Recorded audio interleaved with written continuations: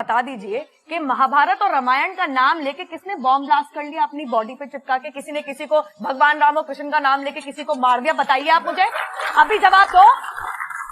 दूसरी बात और बहुत अहम बात है, यूनाइटेड नेशंस के अंदर ऐसा कौन सा हिंदू ऑर्गेनाइजेशन और ऐसा कौन सा हिंदू धर्म को मानने वाला इंसान है जिसका सैंक्शंस कमेटी ने बैन लगाया है? जवाब दो, जवाब दो।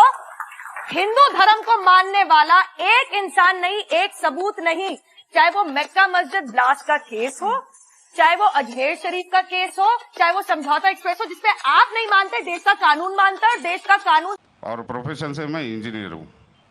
मेरा सवाल एक है, ये अपना हिंदुस्तान में जो है पहले हिंदुज़म आया, बाद में बुद्धिज़्म आया, बाद में जैनिज़्म आया और लास्ट में जाके सिखिज़्म आया। ये सब में कभी भी ऐसा झगड़ा लफड़ा बिपड़ा कुछ भी नहीं हुआ। इधर से जितना भी आया, जैसे जूइश है, बाद में क्रिश्चियंस है, बाद में इस्लाम है, ये तीनों में 1400 साल होने के बाद भी अभी तक क्यों लड़ाई झगड़े हैं? पहला सवाल ये है। दूसरा सवाल, आप जो टेररिस्ट का जो भी कुछ डेफिनेशन दिए वो तो ठीक है, जान दे दो, मगर टेररिस्ट लोग इस्लाम को बदनाम करते, कुछ भी हो आप उसके अगेंस्ट ये जो काम कर रहे हैं ये बहुत अच्छा है। दूसरी बात, ये अभी जो इराक में वो अच्छा काम नहीं किए, कोई भी हो, मुसलमान हो, हिंदू हो, रिलीजियस प्लेसेस को ऐसा नहीं करना चाहिए। जरा बराबर से सवाल। भाई साहब ने 2 सवाल पूछा है। पहला सवाल पूछा है कि हिंदुस्तान में पहले हिंदू धर्म आया, हिंदुइज्म आया, फिर बुद्धिज़्म आया, फिर जैनिज़्म आया, फिर सिखिज़्म आया। लफड़ा झगड़ा नहीं हुआ, लेकिन ये जुडाइज़म, क्रिश्चियनिटी, इस्लाम में हमेशा झगड़ा है। क्यों? आप शायद अपने मज़हब के बारे में नहीं जानते। आपने महाभारत पढ़ी? महाभारत पढ़ी आपने? पूरी महाभारत में झगड़ा ही झगड़ा है।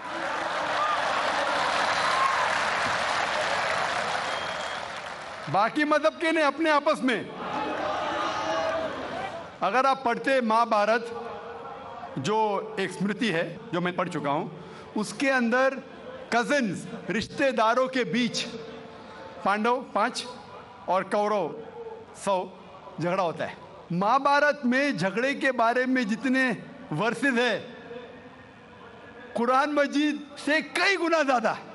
अगर गिनेंगे हम, कुरान मजीद गिनेंगे कितने वर्सेस है, महाभारत में कई ज़्यादा है। और जब आप भगवत गीता पढ़ते हैं, भगवत गीता महाभारत का एक हिस्सा है, 18 चैप्टर्स है। भीष्म पर्व के चैप्टर नंबर 25 to 42 को कहते हैं भगवत गीता। और भगवत गीता सबसे ज़्यादा पढ़ी जाने वाली किताब है हिंदू मज़हब में। और यहाँ ये भगवत गीता श्री कृष्ण राय दे रहे, सलाह दे रहे, सजेशन दे रहे, एडवाइस दे रहे अर्जुन को। जब आप पढ़ते Bhagavad Gita chapter number 1 verse number 45-46, Arjun जंग के मैदान में अपने हथियार को जमीन पे रखता है और कहता है श्री कृष्ण से, मैं जंग के मैदान में निहत्था मरना पसंद करूंगा बनिस्बत अपने रिश्तेदारों से लड़ूं। ये कहता है, आपने पढ़ी होंगी। उसके फौरन बाद चैप्टर नंबर 2 वर्स नंबर 2 और 3 में श्री कृष्ण कहते हैं अर्जुन से, अर्जुन तुम इतने बुज़दिल कब से बन गए? तुम नपुंसक कब से बन गए? How have these impurities come in your heart? How have you become important? वो कहते हैं कि क्षत्रिय का धर्म है लड़ना। फिर वर्स नंबर 31, 32, 33 में कहते हैं, वो क्षत्रिय खुशनसीब है जिसे लड़ने का मौका मिलता है। अगर आप लड़ेंगे तो आप स्वर्ग में जाएंगे, लड़ेंगे नहीं तो स्वर्ग में नहीं जाएंगे। कौन कहता है? श्री कृष्ण एडवाइस देते हैं अर्जुन को। अगर मैं कहूँगा कि आपके श्री कृष्ण कहते हैं कि रिश्तेदारों का कत्ल करो, ये शैतानी हरकत है। अगर मैं कहूँगा कि आपके हिंदू मज़हब की किताब में सिखाया जाता है कि रिश्तेदारों का कत्ल करो, ये शैतानी हरकत है। वो हिंदू मुझसे कहता है लेकिन ये जंग है हक और बातिल के दरमियान। मैं बोला कुरान मजीद में भी वही लिखा है, हक और बातिल के दरमियान। मैं जानता हूँ हिंदू मज़हब में ये नहीं लिखा है कि रिश्तेदार कत्ल करो, लेकिन हक के लिए लड़ना भी पड़े, नो प्रॉब्लम। चाहे वो आपके रिश्तेदार हो, चाहे वो आपके वालिदैन हो, नो प्रॉब्लम। तो ये श्री कृष्ण कहते अर्जुन से। और जो क्रिटिक्स ऑफ इस्लाम उछालते मोहम्मद सल्लल्लाहु अलैहि वसल्लम की हदीस को, सही बुखारी की जिल्द नंबर 4 हदीस नंबर 46 किताब जिहाद में अल्लाह के रसूल कहते कि जो भी मुजाहिद जिहाद के लिए जाता है, अगर उसका कत्ल होता है तो वो जन्नत पे जाता है, अगर वो जिंदा वापस लौटता है तो उसे इस दुनिया का माल मिलता है।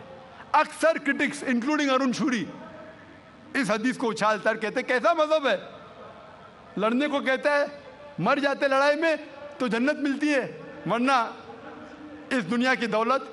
अगर आप भगवत गीता पढ़ेंगे चैप्टर नंबर 2 वर्स नंबर 37, उसमें श्री कृष्ण कहते हैं अर्जुन से, अर्जुन उठो और लड़ो।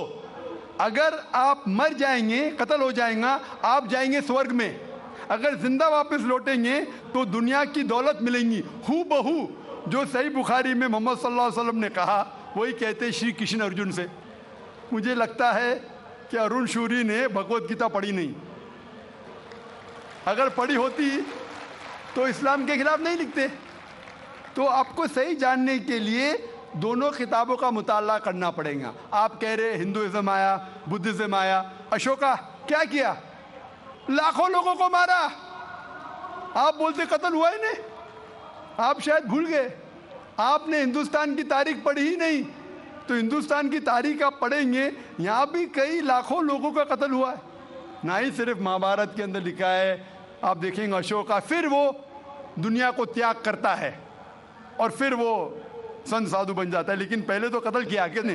तो आप देखेंगे हिस्ट्री में यहाँ भी कत्ल हुआ, जुडाइज्म में भी है, क्रिश्चियनिटी में भी है, इस्लाम में भी है। जहाँ भी आप देखते कुछ जगह जो झगड़ा हुआ, लड़ाई हुई, वो हक और बातिल के दरमियान, सही है। और कई जगह आप देखेंगे मासूम लोगों का कत्ल किया गया। आप जानते हैं in the history of the world, in the name of religion, मजहब के नाम पे जो सबसे ज्यादा कत्ल किए वो क्रूसेडर्स ने, ईसाईयत के नाम पे लाखों लोगों को कत्ल किया, ईसाईयत के नाम पे।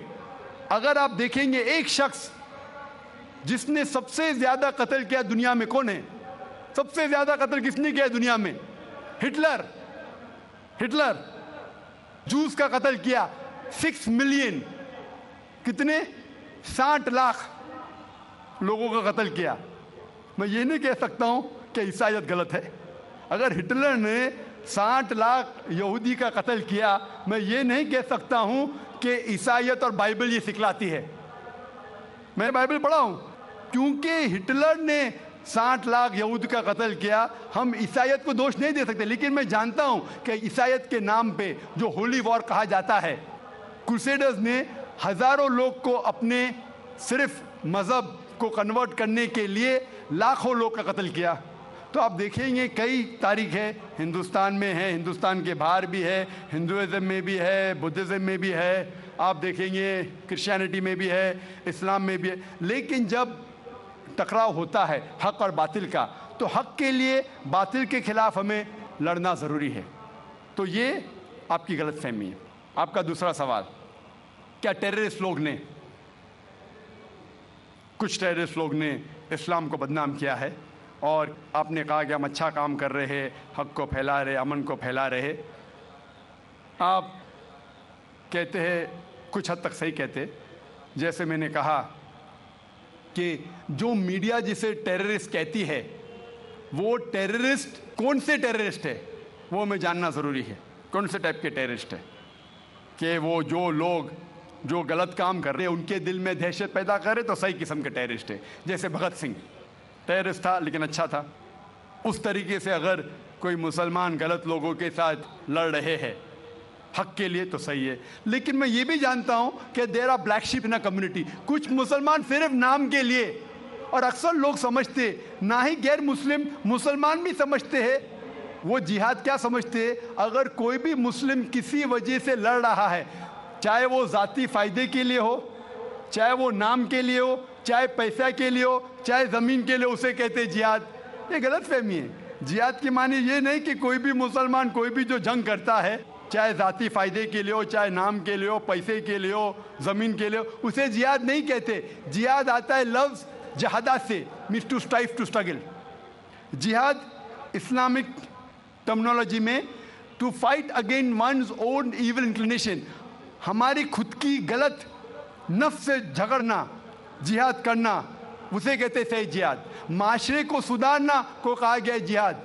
जंग के मैदान में सेल्फ डिफेंस में लड़ना, उसे कहा गया जिहाद। तो मीडिया इसे गलत फैला रही है। अगर आप जानना चाहते हैं कि सही में टेररिस्ट कौन है जो सही तौर पे मासूम लोग के दिल में दहशत पैदा कर रहा है, नंबर 1 टेररिस्ट आज की तारीख में, पुरानी बात छोड़ दीजिए, आज के तारीख में मासूम लोगों के दिल में दहशत पैदा कर रहा है, मेरे हिसाब से नंबर 1 टेररिस्ट है जॉर्ज बुश।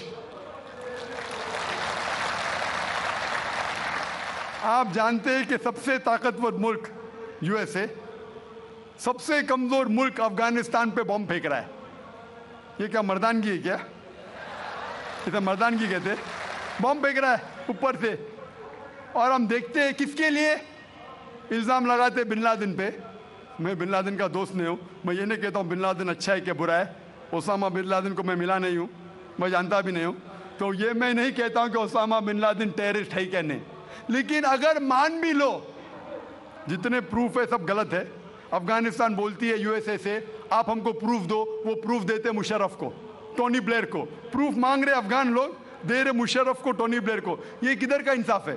क्योंकि उनके पास प्रूफ है ही नहीं। अगर मान भी लो बहस के तौर पे, फॉर सेक ऑफ आर्ग्यूमेंट, अगर एक शख्स ने ऐसा गलत काम किया, आप एक शख्स के लिए क्या सारे देश के ऊपर बम डाल सकते? 1000 लोग का कत्ल कर रहे, क्या हक है उनको?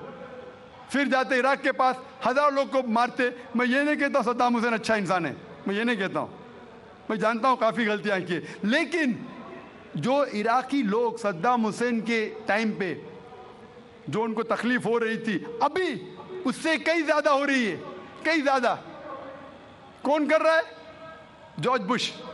ये तो मैंने 5 साल पहले कहा था ऑस्ट्रेलिया में, जब मुझे अमेरिकन कॉन्सुलेट ने पूछा था सवाल कि do you consider Osama bin Laden terrorist, तो मैंने उस वक्त कहा था, चंद महीने बाद, 2-3 महीने बाद, 11 सितंबर के बाद, I consider number 1 terrorist to be George Bush, और हेडलाइंस में आया था। आज तो कई लोग कहते हैं कि जॉर्ज बुश टेररिस्ट नंबर 1 है। अमेरिका में भी जब एक सर्वे हुआ था, एक प्राइवेट ऑर्गेनाइजेशन ने सर्वे की थी यूएसए में, जानने के लिए 3 नाम दिए उनने, कौन सबसे बड़ा टेररिस्ट है, Osama bin Laden, Saddam Hussein या जॉर्ज बुश। नंबर 1 हमेशा जॉर्ज बुश है। गैर मुस्लिम भी कहते हैं सबसे नंबर 1 टेररिस्ट है जॉर्ज बुश। सबसे लोएस्ट परसेंटेज उसको मिला 73%, और कुछ लोग ने 78% लोग ने कहा कि टेररिस्ट नंबर 1 जॉर्ज बुश। अभी उन्हें पता लग रहा है 5 साल बाद, 6 साल बाद, मैं तो पहले कहा था।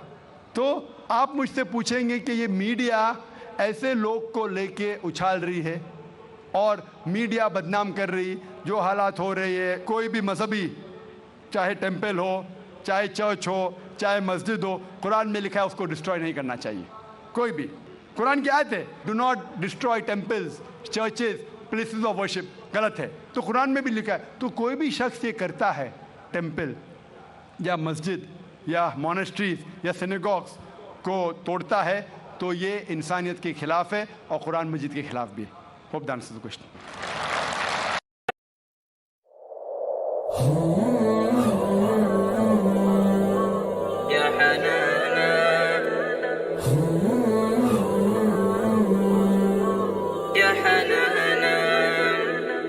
मैंने देखा जो फलक पर तेरी कुदरत का ये मंजर, तुझे जाना मैंने या रब, तेरी रहमत का समंदर, तेरी रहमत का समंदर। या हनाना या हनाना या हनाना या हनाना या हनाना या हनाना या हनाना या हनाना। ये बहता हुआ पानी दरियाओं